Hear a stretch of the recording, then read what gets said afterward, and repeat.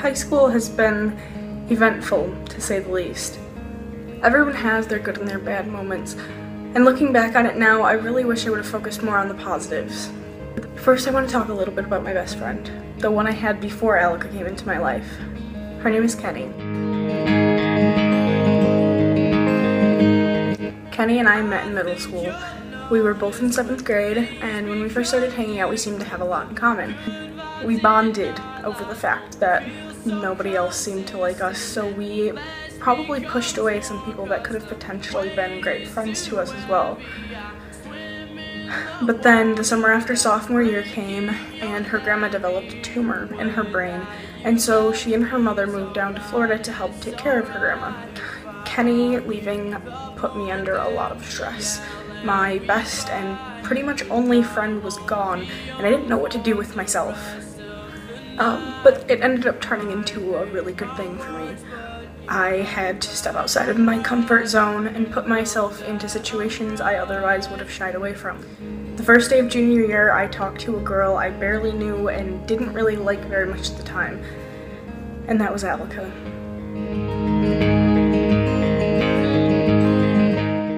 Someone I had claimed to hate before has become my best friend over the past 2 years. Although Kenny leaving was really sad, I now have these two amazing girls in my life, and I would not give either one of them up for the world. But I can't talk about only the positives in this situation, because there's a negative that's essential to our story. Prom last year was the last Friday of April, and the following Thursday we had the Day of Silence at school. And Alika and I both participated in it. And so in the morning, I walked into Soder's room to give Alika her juice like I did every morning, but we didn't say anything to each other because, well, it was the Day of Silence. At the end of the day, we decided that we were going to talk to each other because we had to vent about who tried to make us give up and how many times they did it and how annoying it was. Then I asked her to take me home. 3 o'clock. We never left the high school before 3 o'clock because we didn't see the point in sitting in line waiting for 15 minutes to get out of the parking lot. I remember cranking up My Chemical Romance and both of us screaming the lyrics at the top of our lungs. We have arrived at Innsbruck Resort. She always said that when we pulled into my driveway. I told her to text me when she got home so I knew that she was okay, and this wasn't anything new. I always asked her to text me when she got home. Of course she never did, but anyways. About 3 hours later, I was doing homework, and the person she was supposed to go see after she dropped me off texted me and asked if she would stand them up, and I knew that if she planned on doing that, she would have told me first, and I started freaking out at that point. I tried to text her, and I called her, and I texted other people asking if they knew what was going on, if they had seen her or talked to her. I didn't know what had happened, but I knew something was wrong. And it took me about 40 minutes to find out what actually had happened. I heard the sirens that day, and it never crossed my mind that they could have been going there for her. When you're young, you think you're invincible, and seeing my best friend lay in a bed in the ICU made me realize that we are not and will never be invincible. I was at the hospital nearly every day. I helped her eat and I brushed her hair when she didn't want the nurses touching it, and I was the one that let them know when they were upsetting her.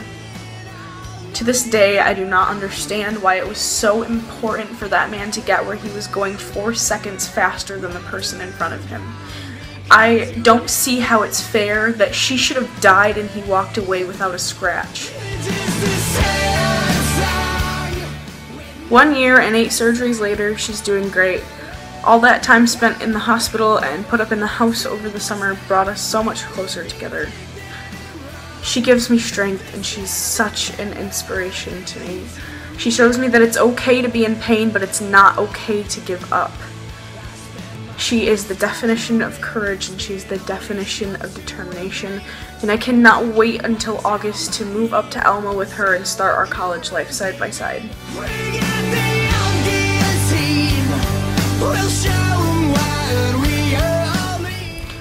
Now I'm going to talk about something that can be seen as kind of a memory and an influence for me, and that is orchestra.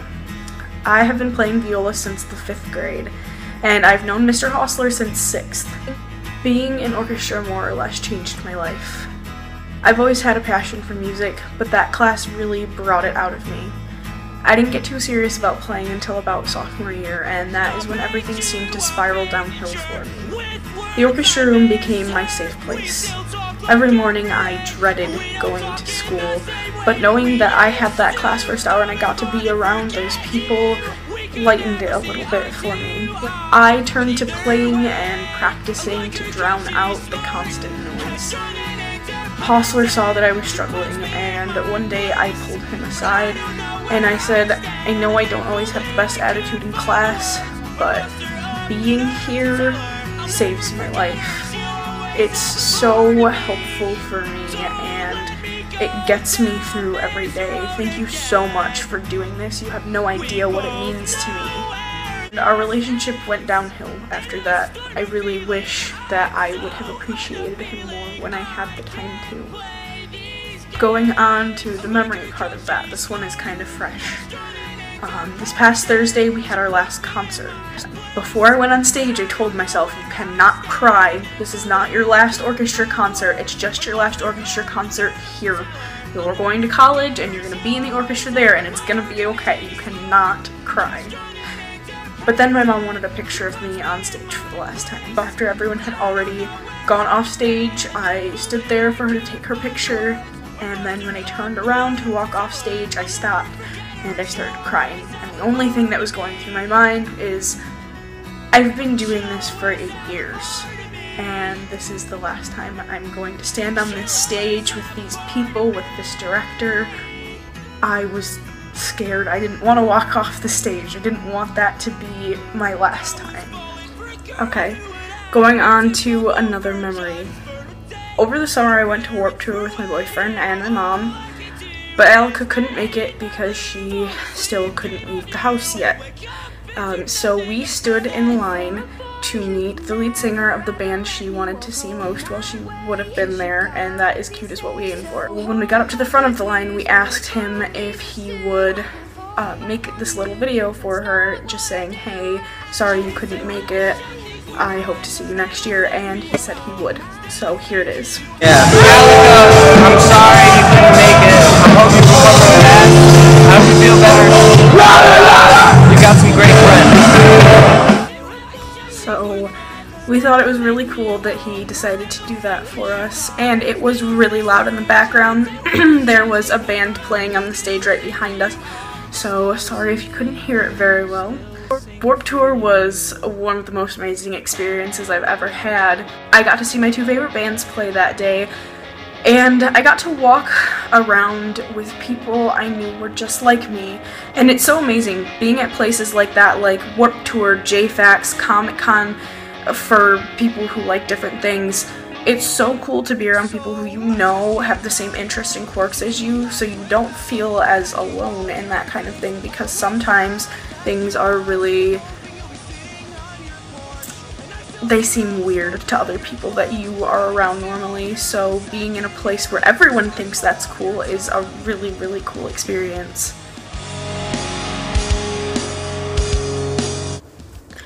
Okay, so to close this out, I want to talk about a couple more relationships that are really important to me. First, there's Doug. He graduated last year. Before my junior year, if you were to ask either of us who we hated most in the world, our answers would have been each other. Then one day I messaged him asking if he could answer some questions about an old friend because I knew they were close and I was worried. At that point he told me that if I ever needed anything, that I could text him. And his exact words were, I don't really sleep that much, so I'll reply right away even if you text me at 4 o'clock in the morning. I thought that that was one of the nicest things someone who hated me had ever said. So I did text him, and we ended up talking a lot. At the time, I was going through some stuff and I needed someone to talk to, and he was that person. One night he brought me to a hockey game and we couldn't find the rink because my GPS messed up, and so we drove around for about 45 minutes and we just talked about everything, about what had happened before, why we didn't like each other, mutual friends, and it was so much fun. Doug became my best friend in a very short amount of time. He taught me that not all of humankind is a lost cause, and that not everyone is as apt to break their promises as you might think. One day he came over to my house and we walked around the neighborhood for about 2 hours, and we just talked about stuff, and he said something that hit me really hard, coming from someone who was a future soldier. He said, "Allie, you're so inspirational. You walk around wearing shorts and skirts knowing that people can see your scars, and you have an accept me as I am attitude, and if someone has a problem with that, you don't hesitate to show them out of your life. You're so brave, and I'm so proud to call you my friend." And that helped me get over a lot of my self-confidence issues, because I did have a problem with wearing shorts and skirts. Sure, I did it, but if someone were to go, "Hey, what happened to your legs?" I would be like, "Oh, I don't know. Oh, I don't want to talk about it. Oh, nothing." Because of him, I am confident in who I am, and I can say, yeah, I have scars and I've been through some stuff, but things are better and I'm okay and I'm going to be okay. Now I want to talk about Ches. We've been friends for nearly 10 years now. He has opened my eyes to so many different things, and if it weren't for him, I would probably still be the judgmental piece of garbage that I came into high school as, honestly. I was raised very religiously, and I was taught that being gay was wrong, being trans was wrong, being different in any way was wrong. I upheld these values when I only knew the textbook definition of most of those things for a really long time. Ches taught me that being different is okay, that it doesn't make you special, but it doesn't make you the monster that people like to say you are. Above all, he was there for me. I know that no matter what happens, he's always gonna have my back, and he's helped me through a lot of tough times. To this day, he'll still text me just to make sure everything is alright, even if I talk to him in person and I'm like, yeah, I'm totally cool. He'll text me 10 minutes later and be like, okay, what's going on? He is such a huge part of my life. I honestly cannot picture myself without him standing next to me. We were close when we were young. He was actually one of my first friends at Kenowa, but then we fell out of touch for a long time. Even at that, I don't think I would have made it through my first year without him, and I definitely wouldn't have been able to make it through my junior or senior year without him. He makes me such a better person, and I just absolutely love him for that. Finally, I want to talk about my boyfriend, Andrew.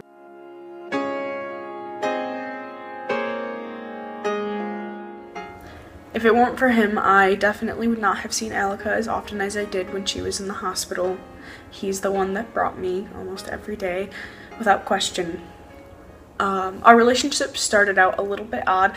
Like I said, once Kenny left, I didn't have a ton of friends. So I noticed that Alika was talking to this person on Twitter, and I went and looked at his page because I was like, oh, hey, maybe that could be a new friend. But he didn't have his name on there or like an actual picture of himself. Well, he had a picture of himself as his profile picture, but it was only like this much of his face, so that didn't really tell me much. But I followed him anyways, and I just wanted to see, you know, who he was, because he was a friend of a friend. And then I noticed that he was posting about my favorite band a lot. Of course, I had to message him about that, and we got to talking, and I guess you could say the rest is history. He was such a great friend to me during the time when Alika was in the hospital, and even after that, up until we started dating, and even now, he is one of my absolute best friends. He was there for me through everything. He listened to me when I would cry and complain, and he never asked for anything in return. We've been together for almost a year now, and he plans on moving up to Elma with Alika and I. And then if things go well, after I graduate from college, we'll be moving to Florida. I'm actually going to Elma for my Bachelor of Science, and I'm not sure if I'm going to be going into psychology or social work yet. I'm leaning more towards social work, but I guess I will find out once I get to that point. And that's about it. Thank you guys for watching my senior reflection.